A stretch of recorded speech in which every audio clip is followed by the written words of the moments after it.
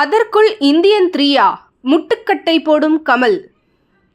Indian முதல் பாகம் Kamal, Shankar, A.R.. Rahman போன்ற ஜாம்பவான்களின் பங்களிப்புடன் மாபெரும் வெற்றி பெற்ற படம் என்பதால் ரசிகர்கள் அதன் அடுத்த பாகமான இந்தியன் 2வை பெரிதும் எதிர்பார்த்தனர்.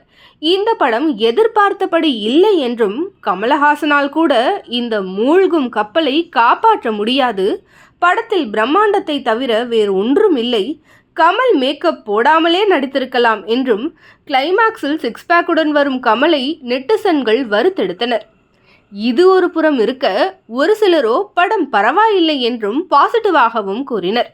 விக்ரம் படத்தின் மாபெரும் வெற்றிக்கு பிறகு பெரிதும் இந்த படத்தை நம்பிய கமல் இப்போது அப்செட்டில் உள்ளாராம். ஏற்கனவே இந்தியன் 3க்கான காட்சிகள் எடுத்துவிட்ட நிலையில் 2 பாடல்களை மட்டுமே எடுக்க வேண்டியுள்ளதாக கூறப்படுகிறது. இந்நிலையில் இன்னும் 25 நாட்கள் கூடுதலாக படப்பிடிப்பு நடத்த வேண்டும் என கமல் தற்போது கண்டிஷன் போட்டுள்ளாராம். இதற்கு ஒப்புக்கொண்டால் மட்டுமே இந்தியன் 3 படத்திற்கு ஒத்துழைப்பு கொடுப்பது என்று அதிரடி முடிவு எடுத்துள்ளதாக தகவல் வெளியாகியுள்ளது.